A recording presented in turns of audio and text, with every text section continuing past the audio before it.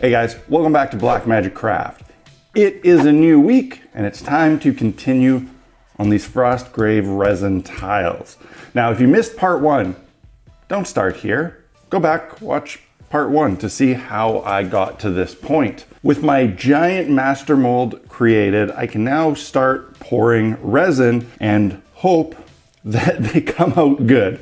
Because man, the amount of time that went into making this, if this doesn't work, it's gonna be a big bummer. With this amount of resin, I don't wanna screw up how much I'm mixing. So what I did was, I remembered that one of these tiles took approximately one of these shot glasses of resin. I multiplied that by 16 and I wanted to see if that was the right amount. So last night, in preparation for this, I actually took the amount of water that I thought would be the right amount of resin and I poured it in this mold just to see. I wasn't quite right, it actually needed more. So I played with the amount a little bit until I got to knowing exactly how much I'm going to need to fill this. So very much worth doing when it's this amount of resin. If you get the wrong amount on a small little thing, no big deal, but I don't want to mix way too much and have it be wasted. I also did that last night, not today, because I wanted to make sure that all the water was fully dried and there was no moisture on this mold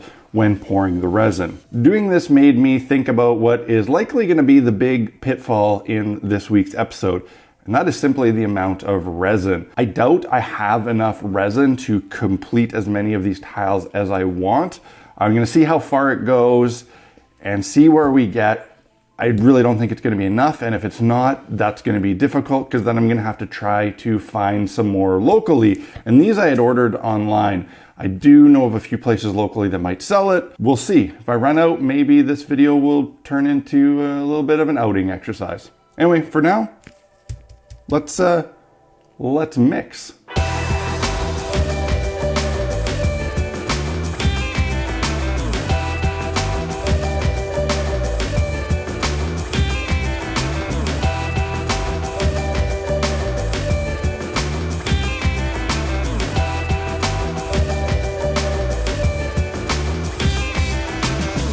Slight problem that I had considered yesterday and forgot about, and that's the fact that my desk might not be level, and this is a lot of resin. So the resin is trying to find level and it's pouring over. I'm hoping that it's not out of level so much that it doesn't still work. We'll see. Oh boy. All right, it feels like this is cool enough now to demold. That's a good way you can check. If the resin's still really hot, don't pull it out yet. Bit of a mishap with the out of level desk.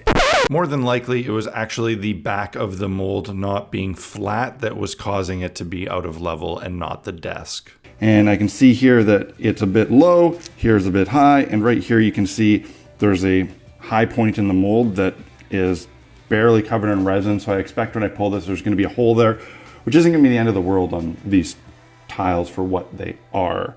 But I think I'm gonna have to do something on the next pour. So let's see how this turned out. I've never demolded something this big before. The good thing is that when the resin is still fresh, it's very flexible.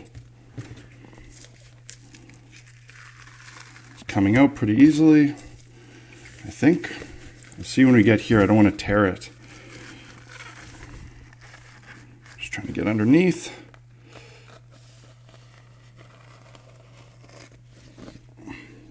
Boom.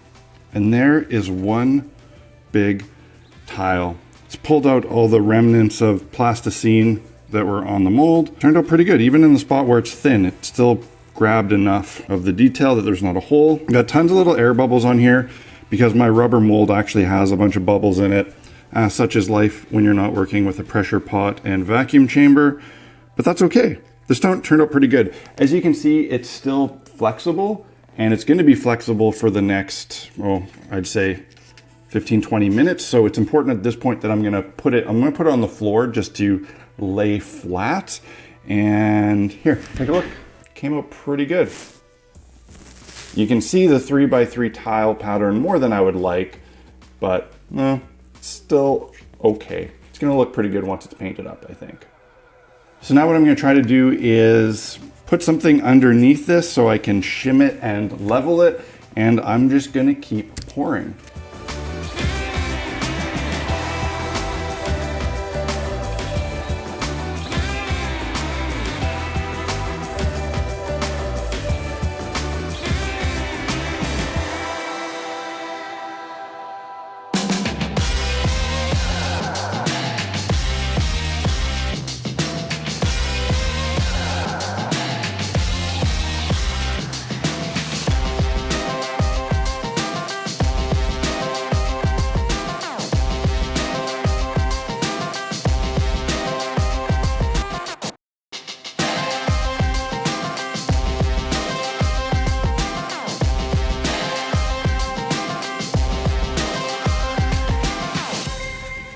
Okay, the little leveling bed seems to have been a success. No spillover this time.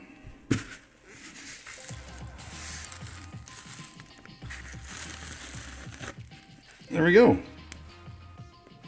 A perfect 12 by 12 Frostgrave tile, with the exception of a whole bunch of air bubbles, which I'll need to pick off. So now I just need to make, at minimum, I've got 2. I need to make at least 7 more for this project to be where I want it to be. So I'm gonna make 7 more, or I'm gonna run out of resin far before that and see what happens.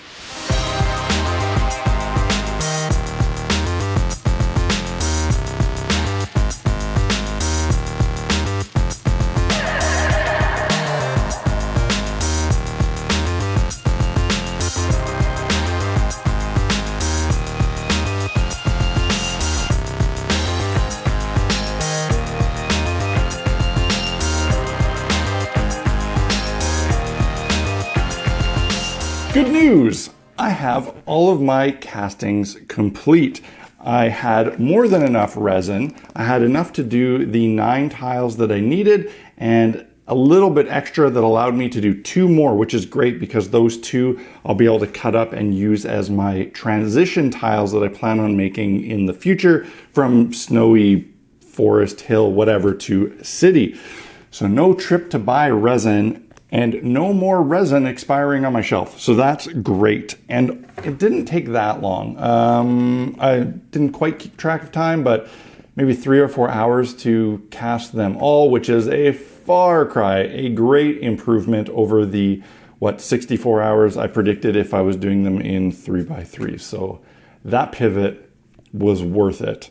Now the bad news is that the amount of little bubbles that I have to pick off these with a knife, it's a lot and it's very time consuming. I'm only done about half of them. I got another couple hours of work just doing that, and it is boring and tiring and my eyes are strained and it just kind of sucks. This is where not having a pressure pot and a degassing chamber is totally fine for just doing a few little things, but doing stuff in this quantity, trying to do it seriously, those are tools that are worth having. And I gotta say right now, to all of the people who are running resin casting businesses and doing this in manufacturing, man, I have a newfound respect for you guys, although I did before. And the costs of resin pieces, I understand why they're so expensive. One safety tip, because I like adding safety tips when I stupidly hurt myself, you know to be careful with a knife, but with resin like this, do not aimlessly run your thumb or finger over the very sharp edge of resin. This is like a goddamn razor blade. So there's a free tip for you. I'm gonna get back to picking off bubbles and clean up my disaster mess of a shop here from this. Pretty sure my camera just died mid last clip, but no bother. It is the next day and I'm finally done picking off all the air bubbles from all of these sheets. It took so much longer than I thought it would, which seems to be the theme of this build. Spent a few more hours this morning doing it. It sucked. I didn't like it. It was annoying. I'm done. I probably missed a bunch. Now I can start thinking about mounting these onto MDF. So a couple things with that. All that effort I put into trying to square these up on my master was totally futile and useless and a waste of time. And these are definitely not perfectly square and they're not gonna line up nicely as is. That's okay, however. I think what I'm gonna end up doing is ripping these down slightly on the table saw to make them truly square. This gives me one big advantage actually, and that's that when I buy the MDF, if I buy a 4x4 sheet of MDF, I'm not actually gonna be able to get 4 12x12 tiles out of it, depending on the manufacturer. If it's sold as a true 48 inch by 48 inches, the saw cut is going to make me lose material and mean that I cannot actually get 4 pieces out of one 4x4 sheet. There's gonna be a ton of waste. But if I cut these down to slightly smaller, say make these cut 1/8 of an inch off each side, make the actual finished tiles 11 3/4, then I can get more squares out of the MDF. Some MDF is sold slightly oversized to compensate for this, but I'm not sure if 1/4 inch is like that. So that's good. What's bad is that I gotta do a ton of work on the table saw, and it is friggin' cold outside, and I don't want to do it outside. The table saw is in the shed. It's gonna be so cold. It is too cold to do table saw work outside. It's just not gonna happen. I don't have a garage to do it in because I turned my garage into this room. So I guess I'm gonna do it awkwardly in my crappy basement and hope for the best. That's gonna suck. First I gotta go buy some though. So time to go to Home Depot and buy some MDF.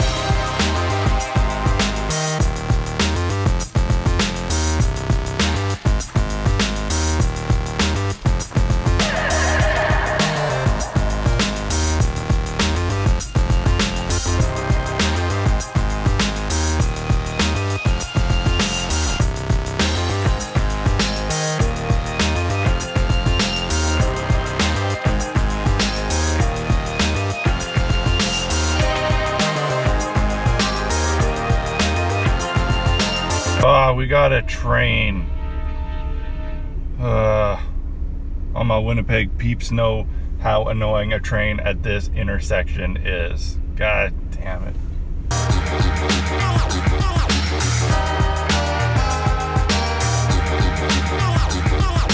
Check it out. There's a Manitoba mountain.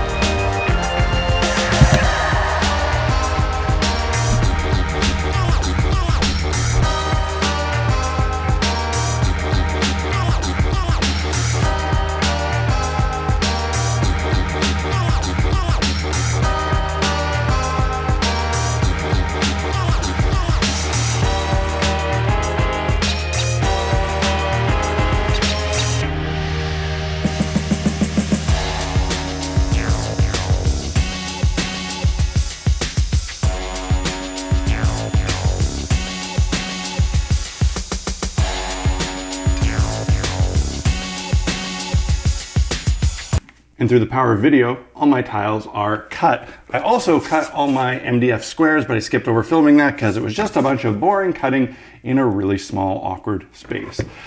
I was a little bit reluctant to cut these on the table saw. I was worried that the hard plastic would shatter or send lots of shards of sharp things in my face. So I wore a face shield just to be safe, but they actually cut really beautifully, despite making a really annoying mess that I wish I didn't have to do in my basement. They cut really nicely. So now it's just a matter of attaching the tiles to the MDF squares, and then they'll be ready to start priming and painting. And to attach them, I'm gonna use my favorite construction adhesive. It's PL Premium. This stuff is really, really strong. It instantly kind of holds. They'll never come apart. It's very similar to something like No More Nails, but I like this stuff better. When I was working in the construction industry, I literally used hundreds and hundreds and hundreds of these tubes for various different tasks. So let's glue these together.